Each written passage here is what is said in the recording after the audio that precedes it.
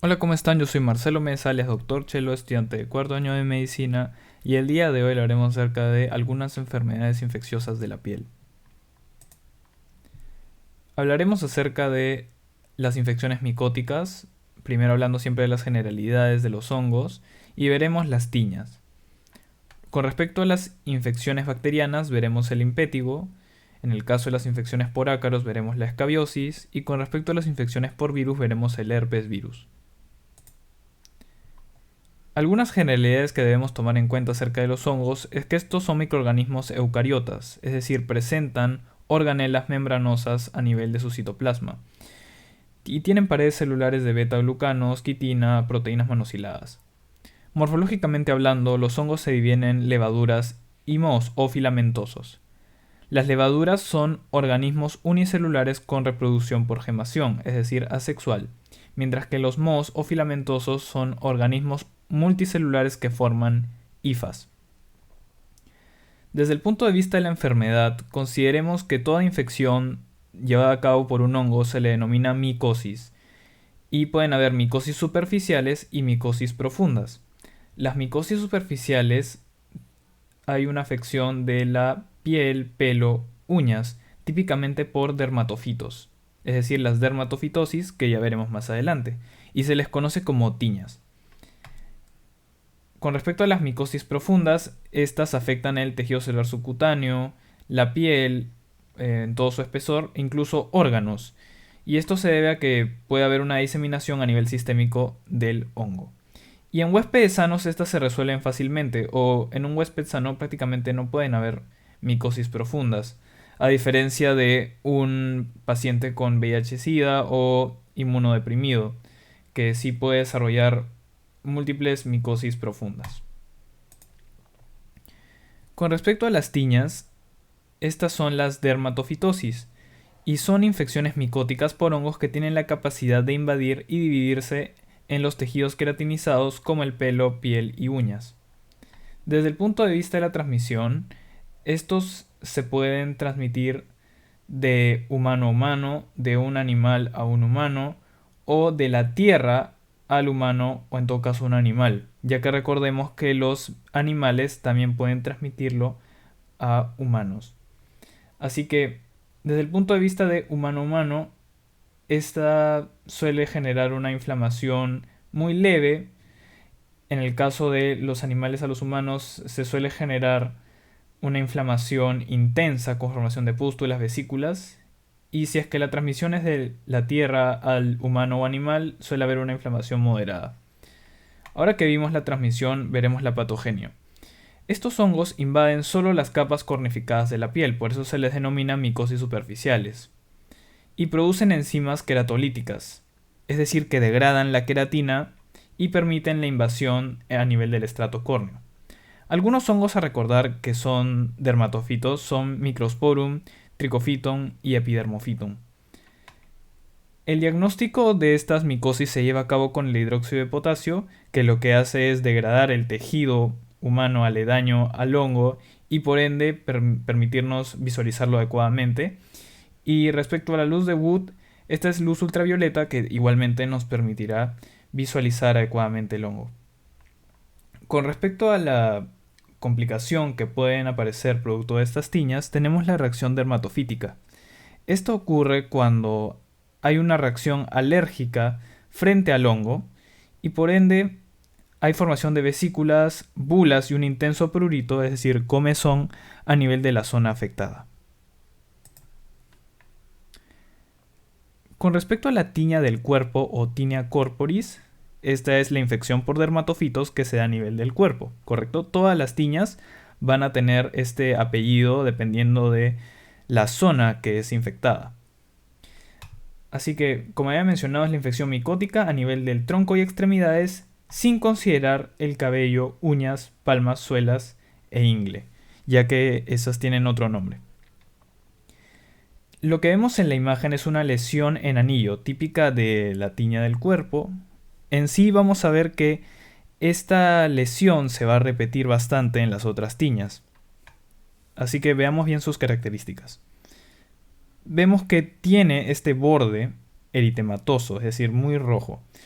A este se le denomina borde activo, y es porque a este nivel es que el hongo está creciendo hacia afuera para seguir degradando la queratina. Y puede haber formación de pápulas o vesículas a nivel de este borde activo. Ahora, veamos también que la zona del centro prácticamente es normal, al igual que la piel que no ha sido afectada. Y esto se debe a que la reacción inmunitaria sobre todo se va a dar a este nivel. Por eso es que el hongo quiere crecer hacia los bordes, hacia afuera. Con respecto a la tiña de la cara o tiña faciei, esta se da sobre todo a nivel de, por ejemplo, la nariz, del surco nasogeniano o la zona peribucal. Igualmente vemos lo mismo que había descrito antes. Los bordes eritematosos bien definidos, la zona central prácticamente sin ningún compromiso y es bastante pruriginoso. Debemos considerar acerca de la tinea capitis, que es la tiña del cuero cabelludo.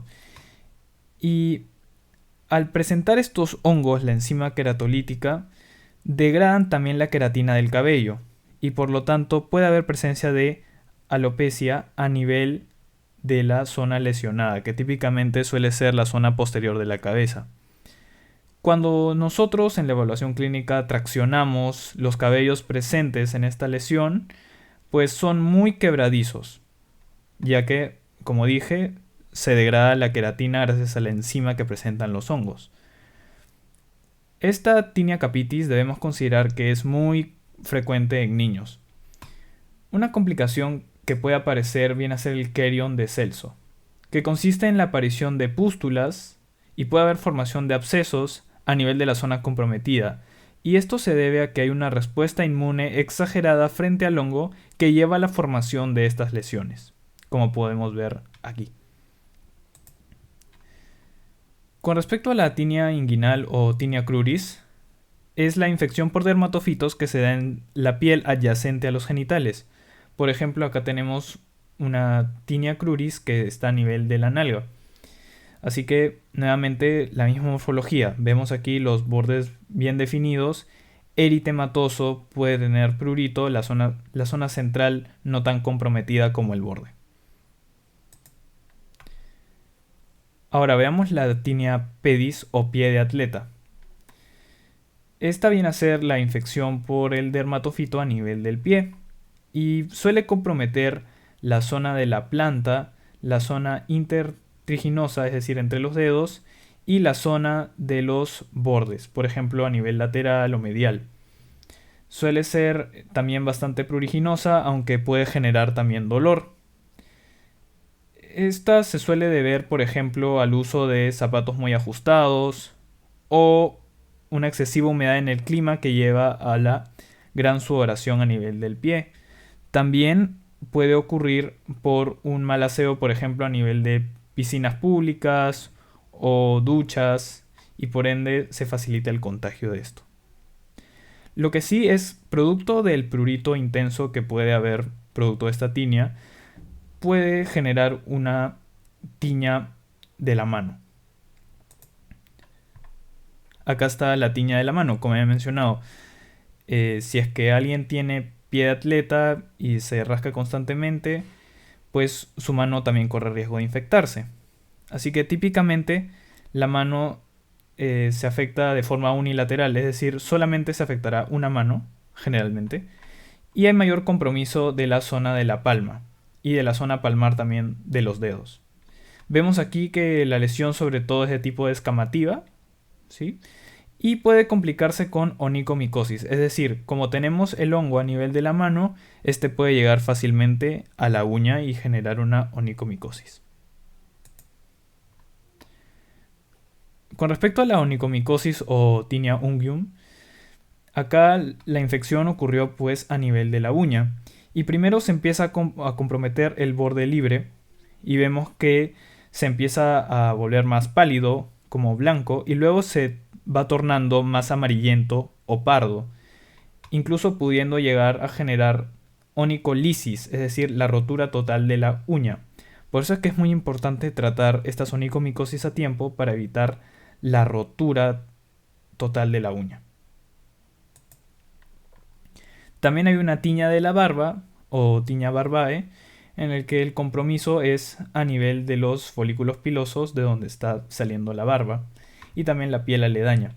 Y vemos aquí nuevamente que es una lesión eritematosa de bordes bien definidos y va a ser muy pruriginosa. Muy bien, ahora veamos las infecciones bacterianas, es decir, el impétigo. El impétigo es una enfermedad que se produce por, como había mencionado, la infección bacteriana a nivel de la piel. Así que, ¿qué patógenos debemos recordar?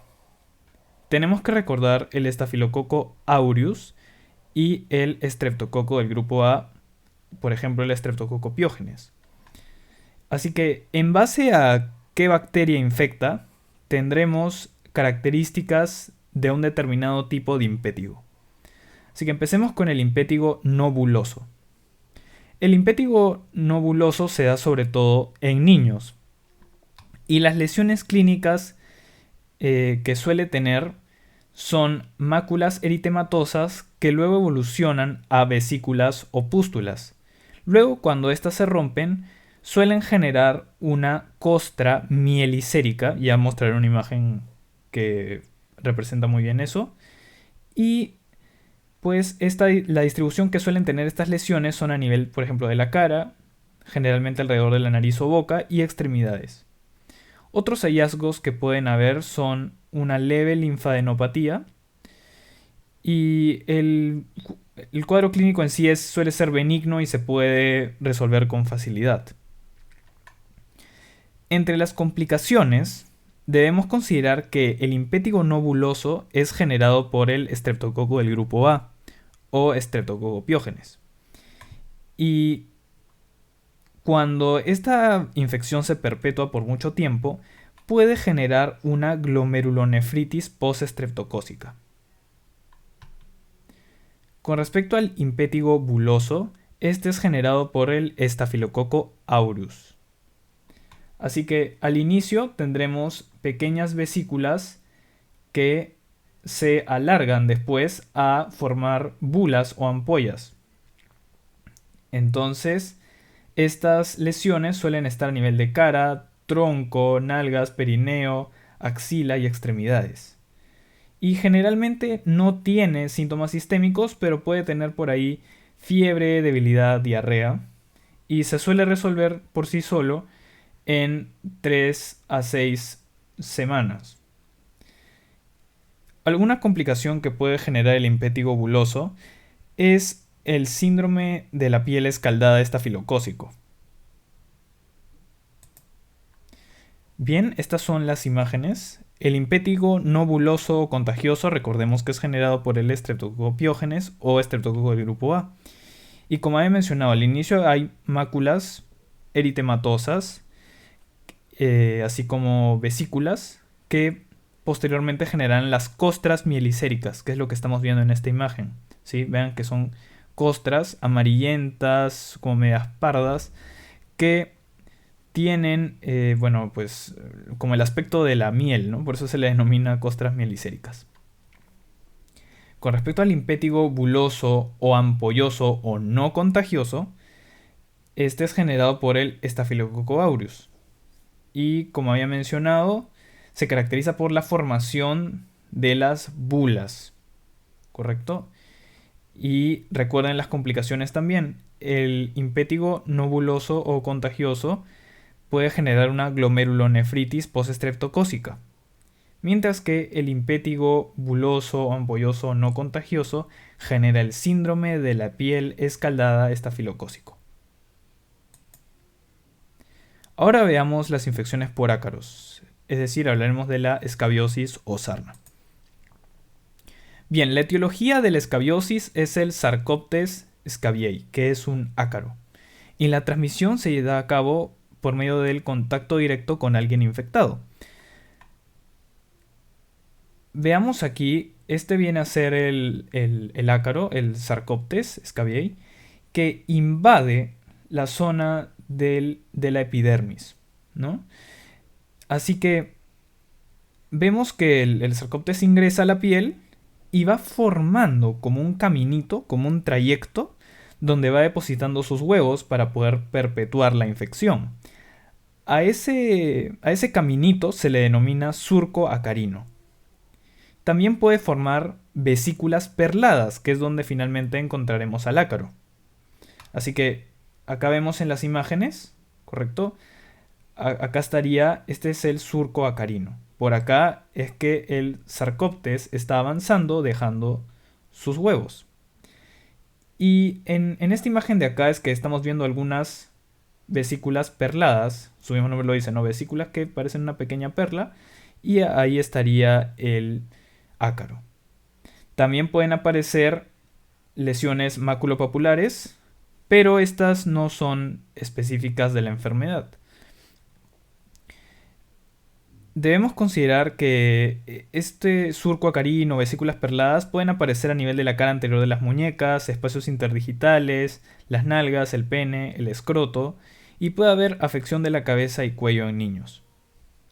¿Qué manifestaciones clínicas podemos tener a causa de estas lesiones? Pues va a haber, sobre todo es lo más característico, un prurito que se exacerba en las noches o luego de un baño. De hecho, esta comezón o prurito es todo el tiempo, pero se va a exacerbar a nivel de las noches o luego de tomar un baño. Y en respuesta al prurito intenso puede llevar a la formación de esta lesión secundaria que es la liquenificación a nivel de la piel. Y la liquenificación también es una lesión reactiva, así como la formación de maculopápulas. Así que si queremos identificar exactamente que estamos en efecto frente a un caso de escabiosis o sarna, tenemos que identificar estas lesiones específicas, ¿no? Que vienen a ser el surco acarino, que como ya he mencionado es el trayecto o caminito por donde el Sarcoptes va dejando sus huevos, y las vesículas perladas, que es donde finalmente se ubica el ácaro. Ahora hablaremos de la infección por virus, es decir, el herpes virus. Con respecto al herpes oral, la mayoría se deben al virus del herpes simple tipo 1, aunque producto de los cambios de las costumbres en los actos sexuales se puede encontrar también el virus del herpes simple 2. La transmisión de esta enfermedad se lleva a cabo por la saliva contaminada o por gotitas.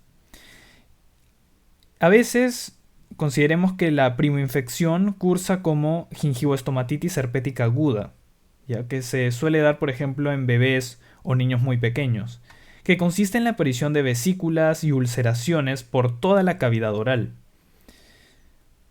Cuando una persona se infecta por el virus del herpes y nos da, por ejemplo, esta típica lesión, ¿no? A nivel labial, por ejemplo, o a nivel de la zona peribucal, el herpes, una vez se resuelve, queda latente a nivel de los ganglios de la raíz dorsal y por ende puede reactivarse en algún otro momento de nuestra vida. Típicamente cuando tenemos alergias, estrés, inmunodepresión, infecciones de las vías respiratorias altas, embarazo o por ejemplo cerca de la menstruación.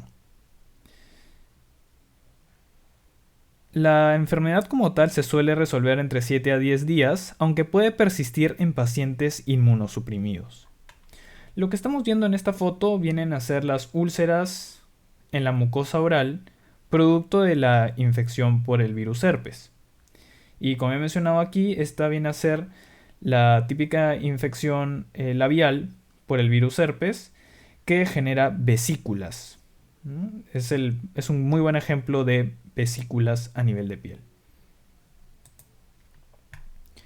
Con respecto al herpes genital, la mayoría se deben al virus del herpes simple tipo 2. Se considera una enfermedad de transmisión sexual. Las vesículas que se van a formar son eritematosas y dolorosas. Acá estamos viendo unas a nivel del glande del pene, aquí, y también aquí el nivel de la zona perianal y la zona de la nalga. Y pueden evolucionar a pústulas o ulceración. Muy bien, espero que haya servido el video. Esta es la bibliografía que utilicé para la realización del mismo. Si te gustó el video, dale like, suscríbete y ya nos vemos en el próximo video. Muchas gracias.